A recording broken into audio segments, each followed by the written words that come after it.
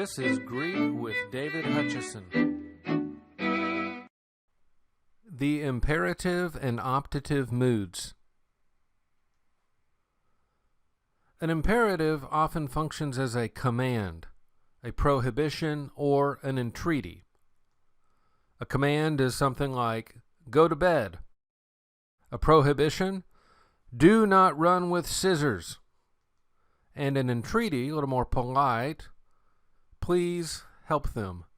Usually entreaties are from an inferior to a superior, such as something we would do in prayer.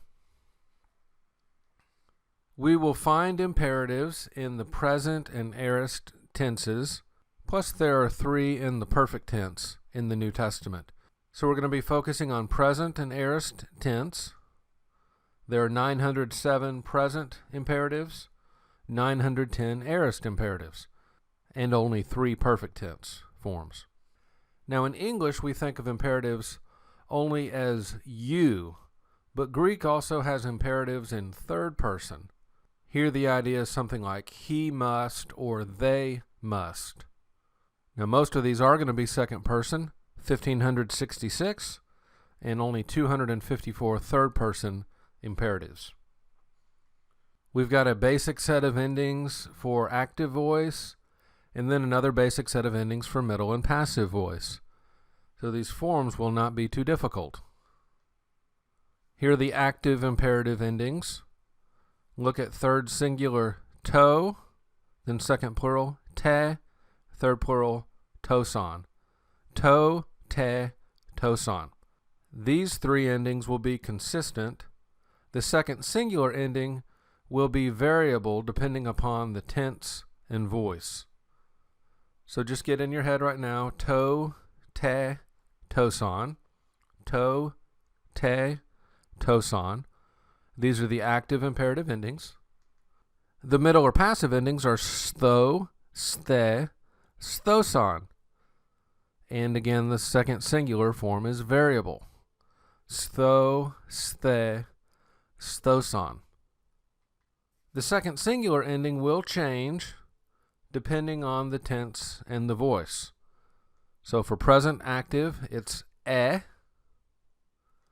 Present middle or passive, it's u. Aorist active, son.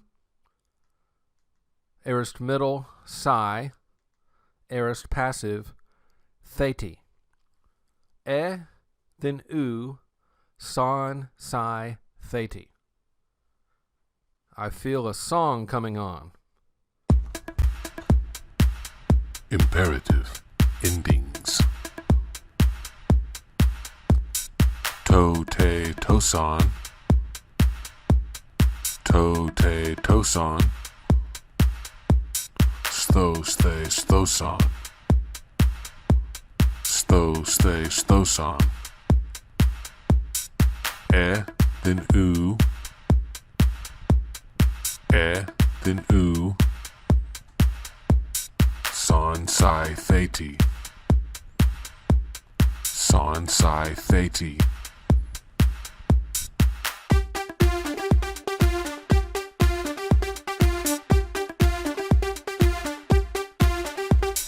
To, te, toson. To, te, toson. Stho, ste, sthoson. Stho, ste, sthoson.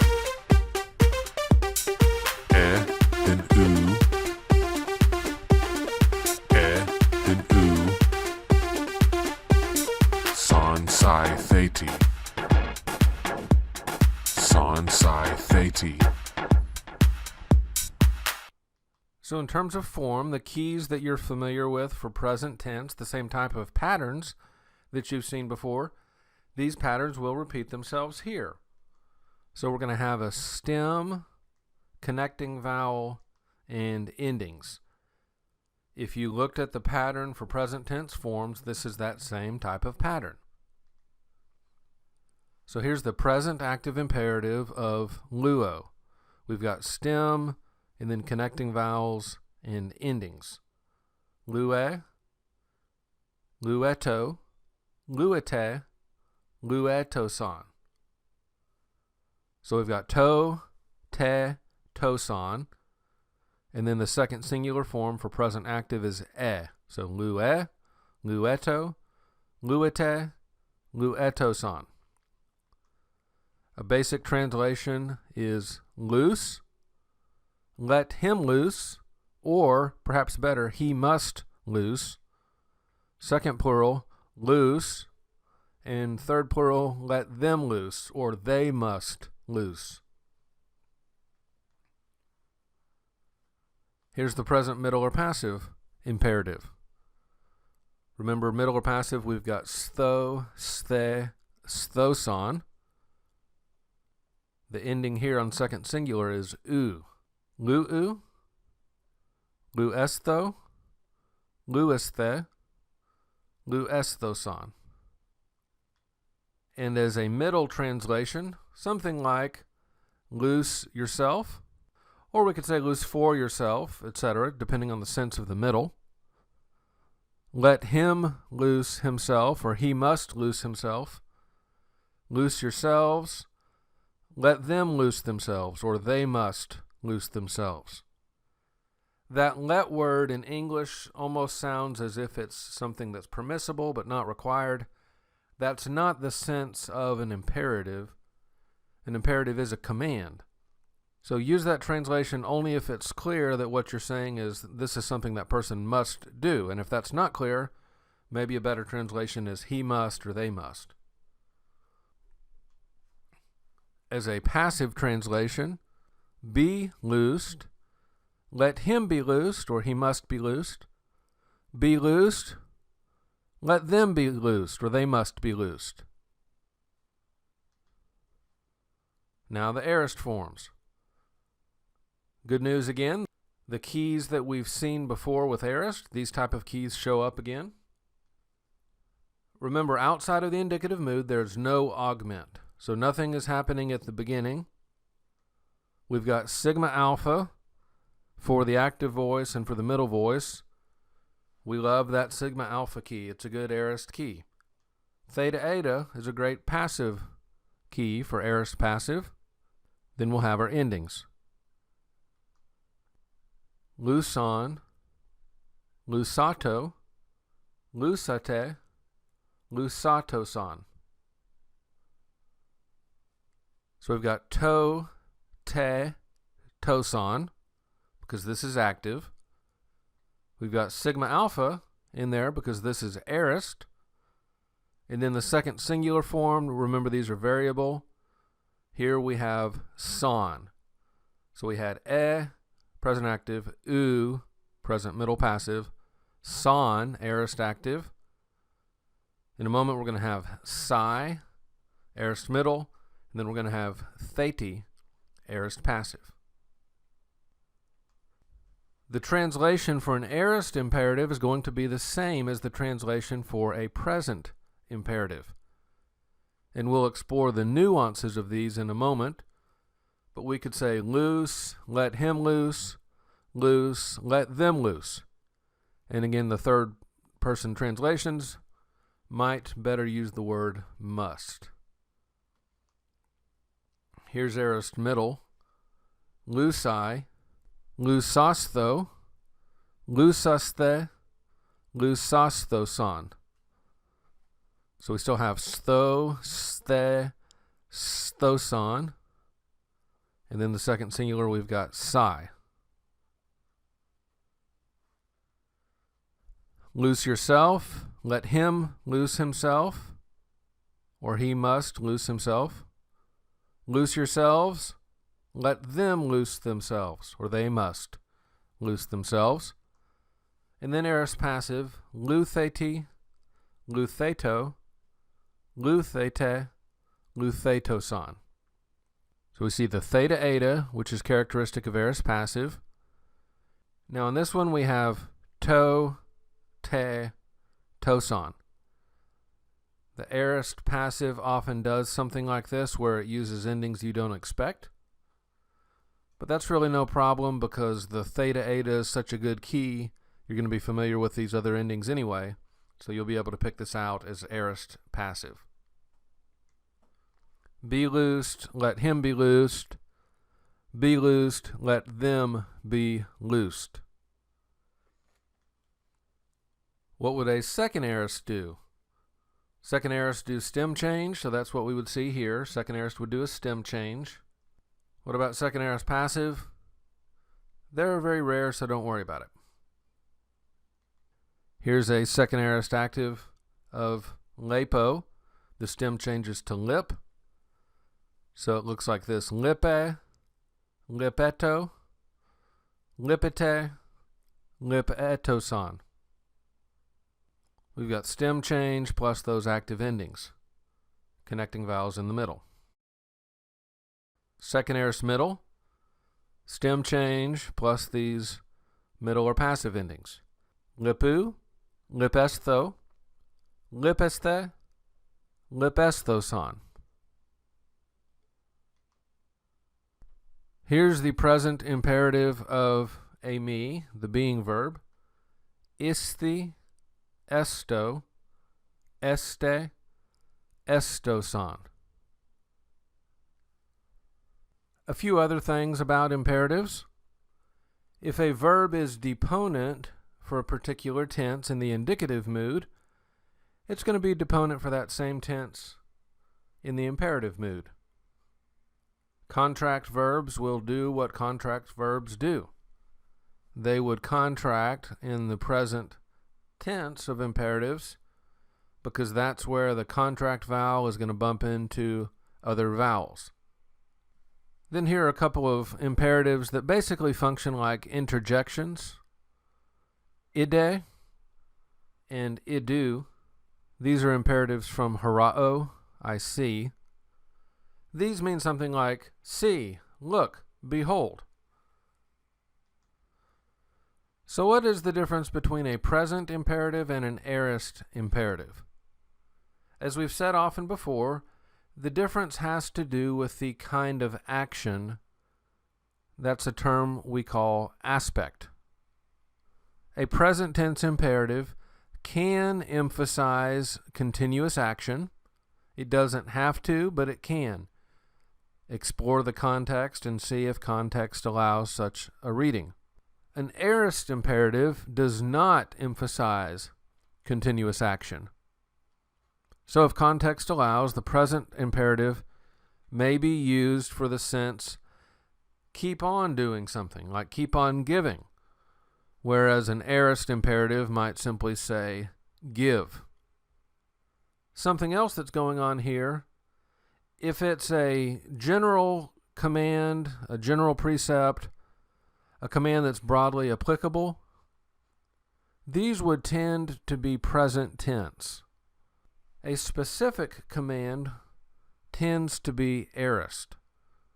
So the more focused it is on a specific situation, the more often you might see aorist. The more broadly applicable it is, the more likely you would be to see present tense. Now, the tense of imperatives has been a point of debate. I won't go into all the details about some of the former positions, so I don't add unnecessary stuff to your plate right now. But if you want to know why some of the former positions may not be correct, someone who was studying Greek looked at an example from modern Greek, read back into classical Greek to see if it worked in classical Greek, and it seemed to work in classical Greek, and then they automatically applied that to common Greek, Koine Greek of the first century.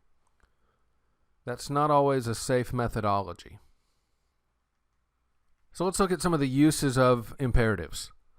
The most basic use is a command. Here we have 1 Thessalonians 5:16 through 18. Pantote kairete. Rejoice always. This is a command to do it. Adialeptos pros eukisthe. Pray unceasingly. In panti eucharistete. In everything give thanks. A command is telling someone to do something. This is the most typical use of an imperative. These are all second-person imperatives. As we noted earlier, third person can be used as well. And as we mentioned before, the sense of he must or they must is better for third person if the translation let him or let her seems to grant permission rather than a command. So even in a third person imperative that's a command, the must idea is there. So one basic use is a command. The opposite end of the spectrum is a prohibition. An imperative of prohibition prohibits an action. Here we're going to use the negative word may. Me phabu, monon pistue. Do not fear, only believe. Both verbs here are actually imperatives. What do you think the second one is? The first one, me phabu, has may. It's a negative command, a prohibition. Do not do something. The second one, monon pistue, the verb pistue, that's the most typical imperative. So that one would be a command. An imperative can also function as an entreaty. This is more akin to a request than a command. You'll see this when an inferior is addressing their superior. We shouldn't think just because they use an imperative that they are commanding the person to do something. If you want to express the sense of this, you might use the word please. So when the disciples say to Jesus, Kyrie, didaxon hemos proseuchesthai, Lord, teach us to pray. They're not telling Jesus what to do, but this is an entreaty. We don't command God to do things. We may ask him, even if we use an imperative, but God is still God and we are not. God is not a genie in a bottle to be commanded at our whim. One more use I'll tell you about. Sometimes you can use an imperative as a greeting. When you have a greeting like this, the commanding force is not there. It's just kind of a simple greeting. You might see Kyrie. And immediately going up to Jesus, he said, Kyrie, Rabbi. Greetings, Rabbi.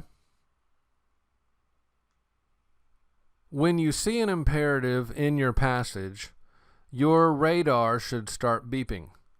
Your attention should go up and you should say, this is going to be important. Imperatives are very strong. So when you're working through a passage and you see an imperative, very often this should be a main point in your Bible study or your message. So I think a good practice to do, whatever software program you're using, highlight the imperatives. And you can very quickly see what items you should probably be emphasizing in your Bible study or sermon. Now you'll have to examine the context to make sure that's a good approach, but generally speaking, this is a very good approach. You will notice that in Pauline letters, he'll have the indicative mood early on, kind of the what is, the theological argument, the rationale, and then at the very end, he moves to the imperatives. So when imperatives do show up earlier, they're perhaps even more important. Now someone like James is quite different. James has imperatives all over the whole book. When you see an imperative, there's a very good chance that this should be a main point in your message. Now let's talk very briefly about the optative mood. This mood is very rare in the New Testament. This mood expresses a wish or a desire or a possibility. Something like may it be or might it be. I don't want you to learn the forms, but just tell you this, that if you see oi or sigh kind of in the middle before verb endings, you may be dealing with an optative. Honestly, my best advice here, since they're so infrequent, is just use your Bible software program and hover. But one of the most frequent optatives I want to show you, this is me genoita, This is what Paul will frequently say, may it never be, or by no means. And some people have suggested it's even stronger than that. Absolutely not.